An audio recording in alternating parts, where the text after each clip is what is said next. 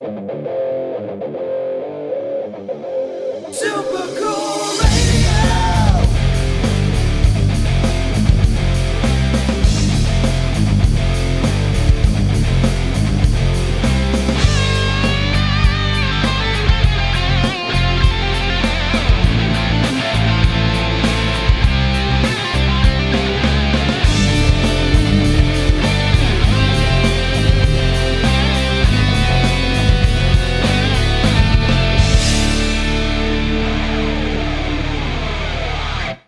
Hello, everyone. I am Matthew Thomas. This is Super Cool Radio. My guests this time making their third appearance here on SCR, a Christian hard rock band from Rockford, Michigan. Please welcome Revelation Rain. Yeah, we're clapping. We're applauding. I'm sure everybody else is too. I think so. All right, so making up Revelation Rain, we got Rob on vocals and rhythm guitar. We got Grant on drums and vocals. We got Marty on bass and vocals.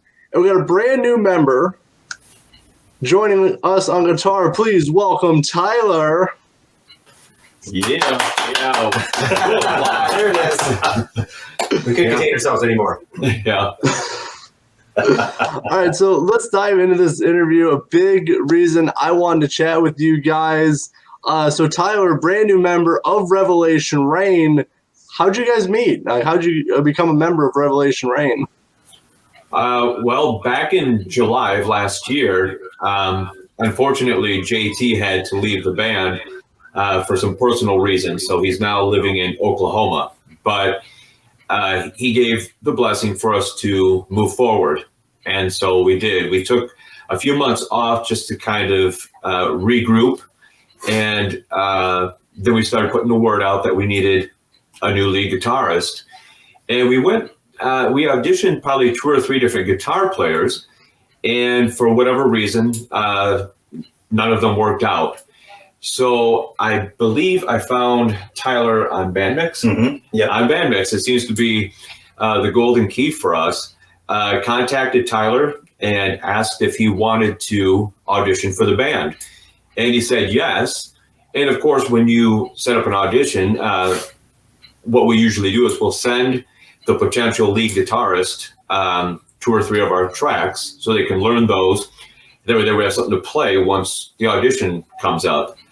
And Tyler took it a step farther than anyone that we've ever auditioned, in that he took those recordings that I sent to him, which were right from our CD, and he used some sort of a program to basically isolate all the tracks. So he removed the old guitar tracks that JT had laid down and then put his own guitar tracks over those. So it sounded like we recorded the CD with him. And when he sent those back, 1, they sounded fantastic. And 2, it was a level of commitment just to have an audition that was off the chart. So we set up the audition, and it was every bit as good as what we heard on those recordings. And like I said, I think I sent him 2 tracks, and he had taken the initiative not only to record those, re-record those, but when we did the audition, he had 5 or 6 of our songs down. So we actually ended up playing almost half of our first album on the first audition. So it was at that point we knew that he was going to be in the band, whether he liked it or not. So here he is. He wants to show off, and we're going to bring him in the band. There we go. That's right. That's really awesome, especially the level of commitment to really break down these songs and re-record them with a guitar person, have them sound, really good as well. I think that's an awesome level of commitment. So Tyler, really, really happy for you. Really glad you're a member of Revelation Rain. But what drew you to I want to be part of this band? Yeah, that's a good question. There's a bit of history here too. So I took the past 13 years off, basically, to start a family, right? Start a career after college and whatnot. And over the past, I would say 2 years, I got into doing a lot of cover songs. I started a YouTube channel, hence the, technical know-how, I guess, on recording He's and a hacker. and splitting tracks. Yeah, you could call me a hacker, I guess. I love that sort of thing. But what's funny is I built that profile on Bandmix probably, gosh, I want to say maybe a month before Rob had reached out to me. And, one thing led to another. I'm like, okay, let's see what's out there. Let's see what I can get from this. Honestly, I wasn't pursuing, a band opportunity too aggressively. But, again, within a month, Rob reached out and I listened to some of their stuff, listened to the first album. And the first album for me, the first song off of that, New Kind of Man, like I was sold. Right. It was my style of music. I liked what these guys were doing. Right. Good message. I'm at the age, right, I don't need to be around folks drinking and, a lot of the party lifestyle. And these guys have a good head on their shoulders. And so here I am. Yeah, definitely, for sure. And, having obviously interviewed Revelation Rain a few times, a really great group of guys. I really like chatting with you guys. So I think you're definitely in the right band, I think. For sure. Yeah, absolutely. We wouldn't have it any other way. Yeah, and it's kind of ironic because when Grant and I, a little over a year ago, decided to put the band together, and before we had even auditioned JT and Marti at that point, we had shows booked. And so again, cart before the horse. Well, history repeats itself. Tyler's been in the band maybe 2 weeks. 2 weeks, and we've got like we were saying before we started recording, we've got 4 shows lined up. And fortunately, he learns the songs really fast because the first show was just in a couple of weeks.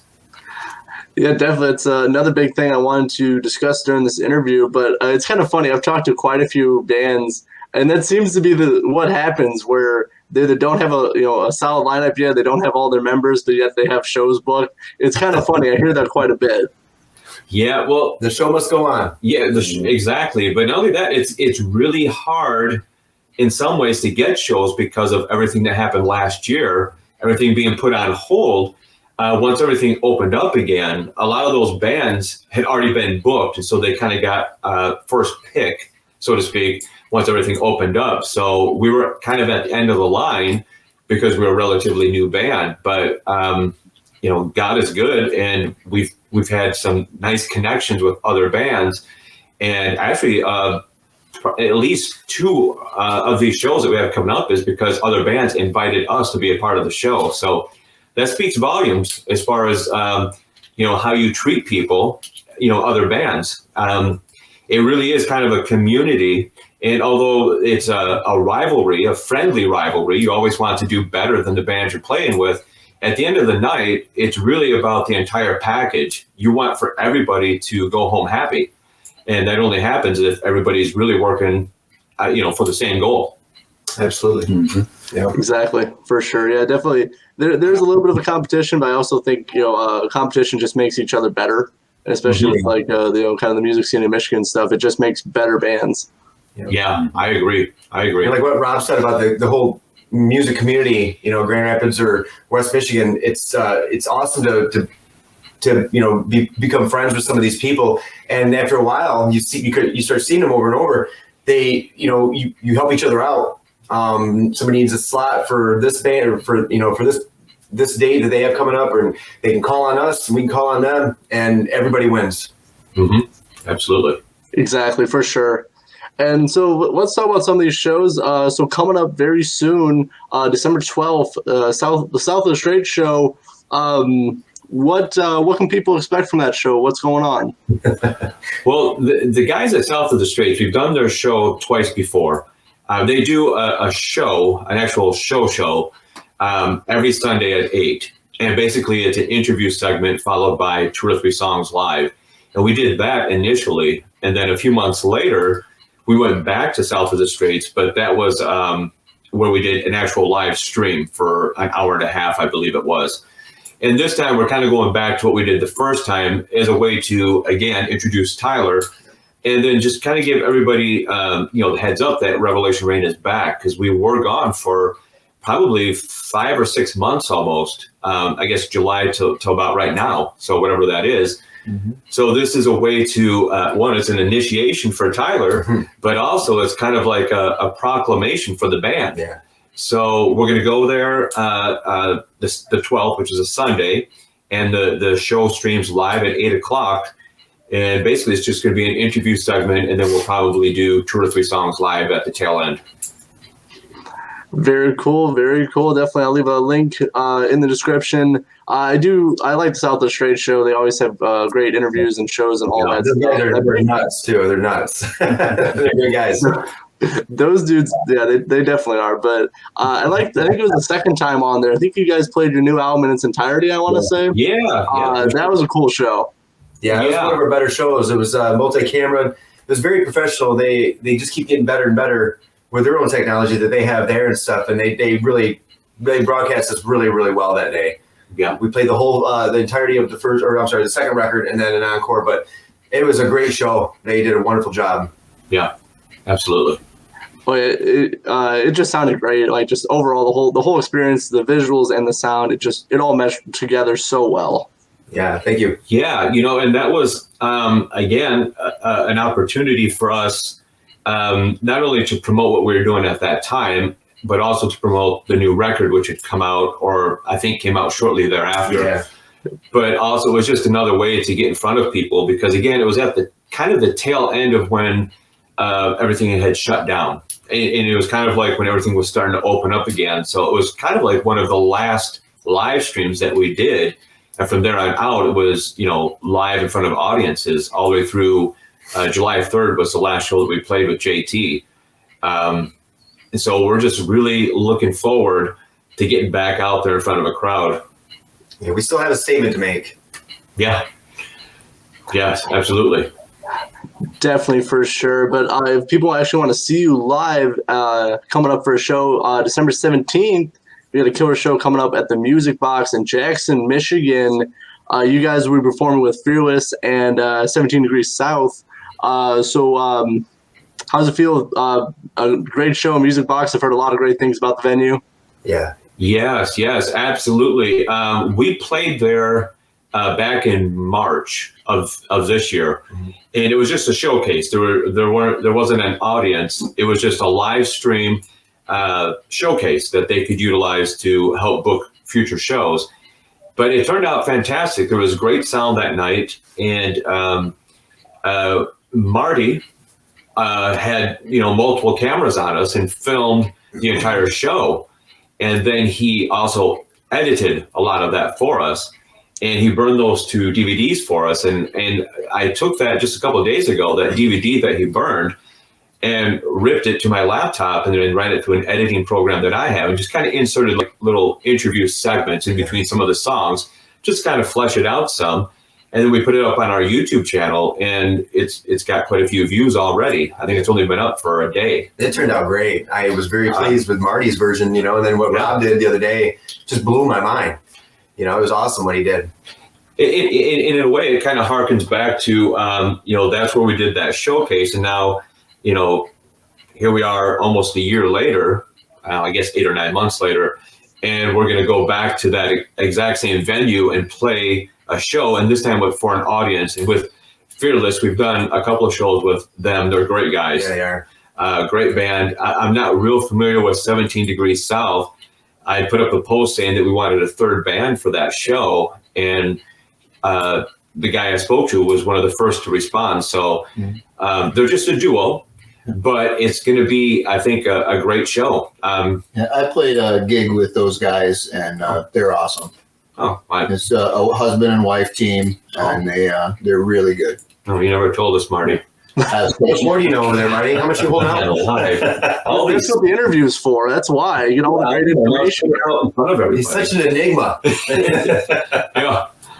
Man. Yeah, definitely, for sure. Sounds like a really great show. Again, I'm going to leave a link to that in the description. But so how does it feel to actually be playing this venue with an actual audience now coming up? I think it's going to be fantastic. I think it's there's certain things that every band strives for, obviously to write good songs and to make good CDs. But at the end of the day, the payoff to all of that is to play in front of a live audience and to have that interaction. It's something that you can't really describe, and it's a feeling all into itself. But it's what we live for. I mean, in a way, without belittling everything else that we do, making records and writing songs is really just an excuse to get in front of an audience. That's the end game for us. Yeah. Yeah, definitely. That is it's one of my favorite parts of doing this and just going to shows is seeing people perform live. It's one of my favorite things to do. But yeah, it's awesome, especially now that obviously venues are allowing audiences and people to actually come out. I think it's gonna be a really, really great time. I know you guys. I've seen some of your live stuff on your YouTube channel, as you were saying. You guys always kill it. Always sounds great. Yeah, thank you. That's a huge compliment. And obviously, the goal is always to do better than the last time that you played. And in the short amount of time that we were actually out playing live shows, we kind of set a pretty high standard. Not to sound conceited by any means, but like I said, going back to bands reaching out to us, as soon as bands found out that we were back together, I mean, we've had a number of bands reach out to us. And even while we were on hiatus, bands were asking us, when are you getting back together? And so that's kind of a compliment, I think. It ultimately, like I said, we built up this reputation as a live act. And now, with the little bit of time that we had off, now we have to step back into those shoes and prove to everyone that we not only can meet that standard, but we're going to exceed it as well. For sure, definitely, and yeah. Come on, Marty, tell some more secrets or something. I feel like I'm the only one talking. Take them. No. The secret of getting more light without more light. Yeah, I know it. Let there be light, Marty. Now, I'll say this real quick, Matthew. But thank you again for allowing us to do this today. But Fearless has been a great band, a great group of guys that have helped us out a lot, and they've had quite a following. A little bit a leg up over us, and where they go, the people follow them, and that's what we're trying to get for the Jackson shows. Play in front of a big crowd, bunch of metalheads like us, that like our music, that play in front of. I don't think that we've really had that many chances to do that in front of a group designed for our taste of music. Yeah. So this is going to be a huge show for us, and I like to give props to Fearless and Tony in particular. So Tony, if you're listening, thank you very much for helping us out. But we're going to kill it.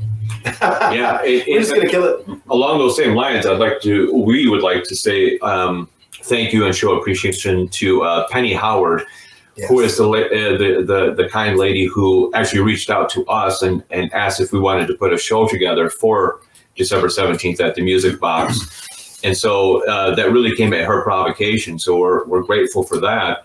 But, as soon as she said, you guys get to pick what bands you play with, I mean, it didn't take us long. There was no second thought. We knew that Fearless was going to be one of them. And then the show that we have coming up later on at Mulligan's was them kind of returning the favor. Now they had put a show together and they reached back out to us. So everything works, in unison like that. It's a godsend. Absolutely. For sure, definitely bands working together like that, trading shows and putting shows on and all that stuff. I think it's really great. I think it's a great community to, hey, I'm setting up this show, I want you on it, then you guys return the favor. I think it's really awesome. Yeah, absolutely. And what's nice too is that it's not done with the attitude of now you owe me one. It's just a community of people that enjoy playing with other bands. And again, like I said, there is a competition, a friendly rivalry. But at the end of the day, you're putting these shows together to make the fans happy. You want for the audience to leave satisfied, to feel that the $10 they just spent was well worth it.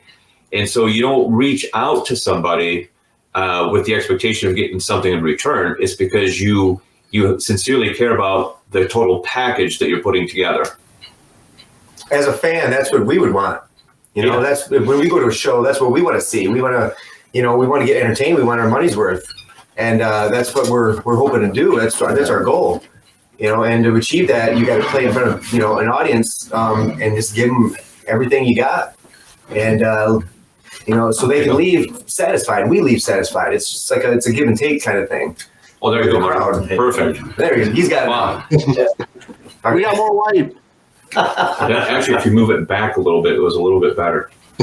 Like a half an inch or something. This is just part of the interview where we set up where to put the light. Yeah, exactly. It's The sun goes down so early. It's not fair. yeah, It's not fun. Like driving home from work and you're not even at home and it's still dark. That's not fun. We won't see the sunlight, until yeah, springtime. Being a vampire is finally paying off. right. Yeah, exactly. For sure, but I would do that, but I'm on diet blood. I can't have the full blown regular blood. Right. Yeah. And now with the COVID, being a vampire is really tough. Yeah. Yeah. He's very selective now, with his Just go for cows or like livestock. There you go. Yes. Yeah, there you go. All right, getting off that topic. Yeah. It's might be a health concern. Super Cool Radio does not endorse drinking anyone's blood or any animal's blood. Right. Yeah. So Mulligan's show, I believe that is in the new year, coming up 2022. What day is that? And have you guys played there before? That will be January 21st, which I believe is a Friday. Friday. And that's right here in Grand Rapids. And it's going to be our first time playing Grand Rapids. I mean, with all the shows that we've played, we've hit, everywhere from Traverse City all the way down to Hillsdale, all the way over to Detroit. Warren, the Detroit area. And the one place we haven't played yet is basically our home base, which is Grand Rapids. And so this will be our first time doing Grand Rapids, and we're really looking forward to that. It's I would say it's a homecoming, but I guess we never really left. You never started, yeah. Yeah. We were very fortunate to play all those places that Rob just mentioned. And, Grand Rapids, Mulligan's, that's kind of like the mecca of Grand Rapids right now as far as, local bands playing at, the club to be at, I guess. So we know that place always draws a crowd, and we're just very blessed and lucky to be a part of that. And we can't wait to show Kent County what we're up to, who this band is and what the buzz is about. So, yeah, we're really stoked about that. Yeah, for sure. Definitely, for sure. I went there once right before COVID. It was like February of 2020. And I think they've redone the stage and stuff since, I want to say. I believe I saw something about it. Some of it's part of the old intersection, which used to be a venue right next door to that place in East Grand Rapids. And they kind of knocked down a wall and made the stage area bigger. And I haven't been in there since they've done that, but I've heard great things about it. And that's where people go. That's, because live music is still live, just not as much as it used to be, but that's where they go. That's where live bands play. Yeah.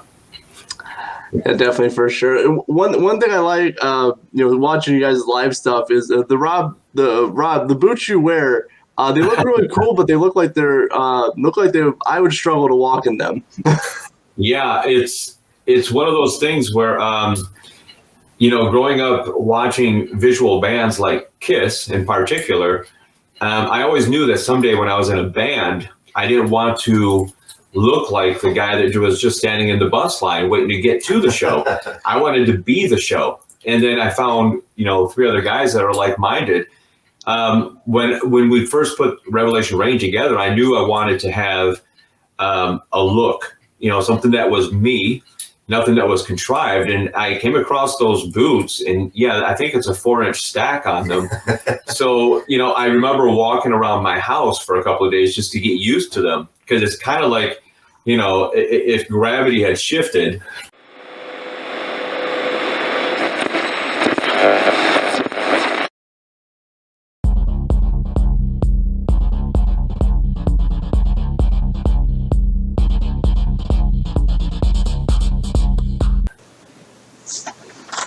It appears we're experiencing some technical difficulties, and it looks like I need a distraction. Ladies and gentlemen, here is Revelation Rain with Samson, Part 1, The Lion Killer.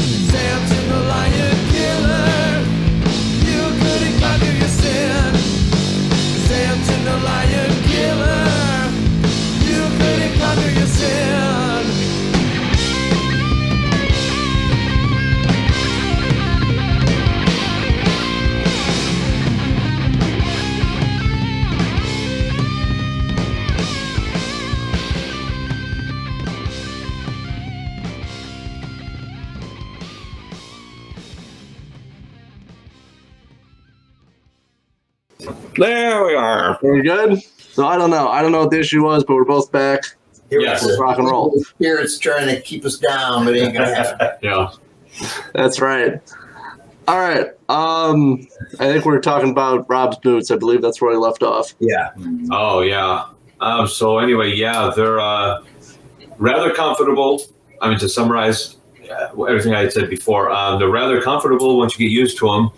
And, you know, it's one of those things where when you get on stage, the adrenaline kicks in and it's almost like they're walking on a cloud. It's pretty light.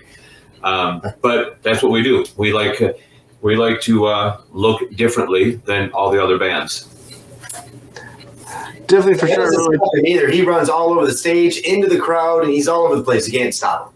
He's got those big boots on that weigh about 40 pounds, and he's sweating his butt off, and he's got a big coat, you know, that looks just as heavy as the boots, and you can't stop Rob Robinson. He literally runs around in those boots. I don't know how he does it. Yeah. Lots of practice. Yeah. It's from my days when I was a carny is what it comes down to. My circus days. So walking the tightrope and all that stuff. He will guess your weight right now, Matthew. Yeah, I'll guess it, but it'll be wrong. At least you're upfront about that. Yeah. The tilt-a-whirl ride that's the most paying job of the carnival. So if you get up to the tilt-a-whirl, golden. You did well, kid. You did good. You get the raise. Made it. The raise. I would be hanging out with the cotton candy one. That would be me. Oh, you're one of those guys then, okay? Yeah. Plus, I don't want you to guess my weight. We're right after Thanksgiving, man. Forget it. Yeah, It's probably not good. I know. Same here. So I got a fun question for you guys after everything. That was probably edited out by this interview now. What music have you guys been listening to this week? This week. Okay. Oh, wow. I've been listening to Rush, Hemispheres, and Farewell to Kings. Nice. Solid. Yep. I've been listening to Striper, and I recently acquired this Elvis box set, and it's got 60 of his original albums, but pressed to CD. So it's like miniature albums, but on CD. Every album that he ever released in his lifetime, and I've had that in my vehicle. 60 CDs, it'll last you a while. So Striper and Elvis, that's where I've been. Striper and Elvis. Yeah. Nice combo. Yeah. You know, for me, in the new guy, rightfully so, Revelation Rain has been playing quite a bit for me. Good thing you said that. We got a backup guy, you know. For sure. Another band I really like, Matthew, is Belmont. They're a newer kind of pop punk rock band. I like all kinds of genres of rock, pretty much anything rock from 70s to current, throw it at me. But check them out, Belmont. Awesome band. They're up and coming. Are they from Belmont? Good question. I don't believe so. I'm listening to Revelation Rain. It's like in my truck every time I turn it on and start the truck up. It's constantly going, and I'm okay with that. Love her stuff. Big fan. I'm also listening to Chevelle's new record. Oh, good choice. I cannot even pronounce the name of it, but it's darn good. It's probably their best work yet. So a lot of that, and of course Kiss and some Barbara Mandrell. Like Barbara Mandrell. You know, I forgot to mention that I also been, because I like any kind of music, really. I got a new CD. I don't know if you've ever heard of Molly B and Ted Lang. They're polka artists, okay? And they even signed the CD for me. But it's really good. I mean, I know polka isn't really exactly what you expected to hear today, but I like any genre of music. Good music is good music. Yeah. So Molly B and Ted Lang, their polka CD has been in my rotation as well. Good stuff.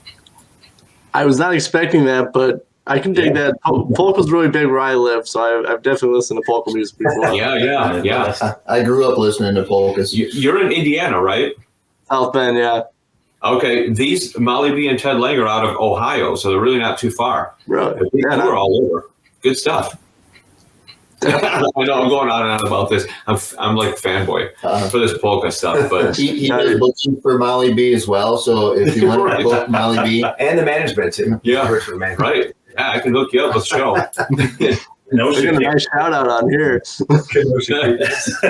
Yeah, I'm alone. We're doing some Pulaski tours here for you. Oh boy. Yeah, but being raised in a Polish family, you almost pretty much listen to polka music growing And up. it's good stuff too. I don't mind it. It's neat. You know, I'd rather listen to that than some of the other stuff out there. But Yeah, it's happy music. Happy music. it is. Yeah, I think my dad was telling me there's a band in Poland that's like a polka punk band. I haven't checked them out, but I'm very curious what they sound like. Yeah. Same here. That's great. Wow, that'd be interesting. Outrageous. Yeah. Probably. I forget the name of it, but yeah, he was telling me about it. And I was like, it's probably a sped up polka, which sounds kind of funny. Yeah. It's already pretty fast. Sometimes. Look at Weird Al. Weird Al is awesome on that accordion. He can do polka like all day. Yeah, He's True. one of the best. for sure. All right. Nice detour through some nice polka. Yeah. Getting back to Revelation Rain. So if anyone's curious, where is the best places to check out Revelation Rain online? Yeah, our Facebook page, which is facebook.com/Revelation Rain. And then we're also on YouTube, and that's youtube.com/C, and then another /Revelation Rain. But those are the two main places that you can find us now. We're considering maybe putting the website back up. That will come later, if so. Right. And then I also wanted to mention, too, that January 6th, it just confirmed today, actually, we're doing a show at the Blind Pig. And there's a little bit of debate as to where that's located, but it's somewhere in Michigan. I think it's either Auburn Hills or Ann Arbor. Ann Arbor. Okay, so it's Ann Arbor. I got confirmation. It's Ann Arbor. And we just got that confirmation right before we started this interview with you. Hey, right. Great time for some great news. And I did just look it up. It is in Ann Arbor. So Perfect. Yeah. Like college town. Yeah. We're going to be selling tickets for that show, so you can get a hold of us at our Facebook. Yeah, on Facebook if you want tickets for that. It's kind of like a New Year kickoff. So it's kind of a big event that they do, I guess, annually, obviously. And the fact that they reached out to us again, you know, we've been back together for 3 weeks. So, yeah, when lightning strikes. It's off to the races now. Yeah. for sure, definitely sounds like you guys got some really great stuff lined up, obviously, to close out this year with December 12th and December 17th. But so what's kind of the plans for 2022? Obviously, you said you had 2 great shows coming on in January, but what's kind of the plans after that for the rest of the year? If any other shows come up, and we're always actively pursuing them anyway, we'll of course not pass on those. We're always up for playing a live show. But I think the emphasis will switch to recording record number 3. The first 2 CDs have done really well for us. We've been on a couple of different radio stations. And not only that, but Rocks 100 does a top 20 and for local bands, and Taste of Tomorrow has consistently been in the top 20, and then Cheers on the Wall actually made it all the way to number 4. So for a band that's been inactive, you know, those are recent developments. So it just shows that there's still interest out there. And with that in mind, it just makes sense since we're all writing songs anyway. And Tyler is he's got some great original material as well. The 4 of us put together, we'll put some great songs together, and album number 3, we're hoping to have ready to release by early to mid-spring. And then, of course, you know, with the new record, like I said, that's just an excuse to go out and play more shows. Definitely, even though you don't need an excuse to play shows, but definitely a new album is a very good excuse to play shows.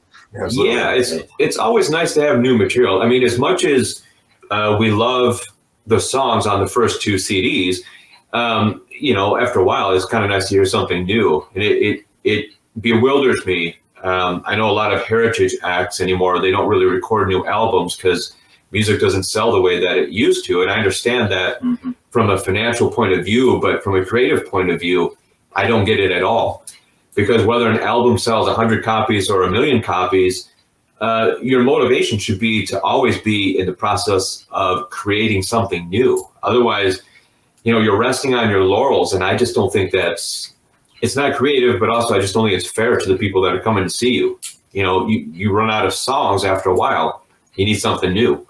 So for us, if we sell a lot of records or we don't, we'll always be making new music because we always have those ideas brewing.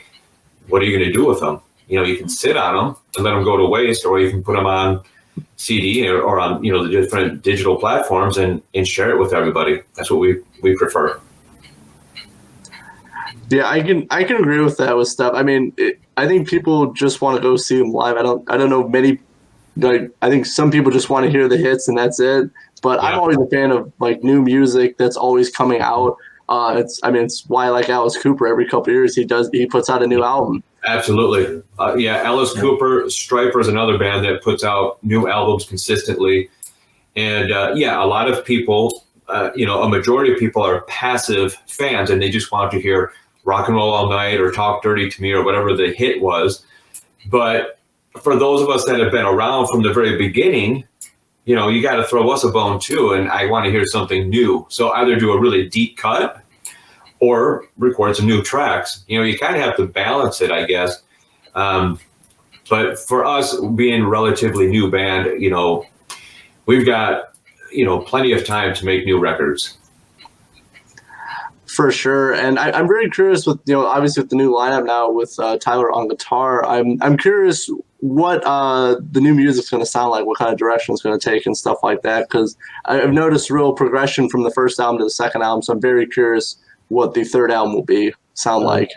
I can give you a little clue. We're probably going to be a little more melodic in our approach in our songwriting. That's one thing we want to focus on the new songs is adding more melodic phrasing.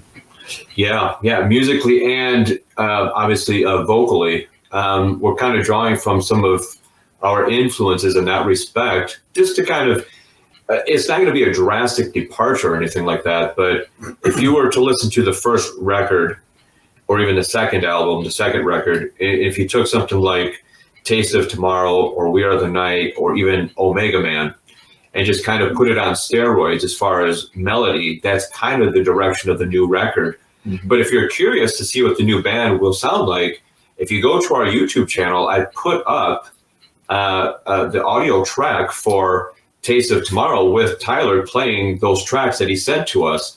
So you can actually check that out.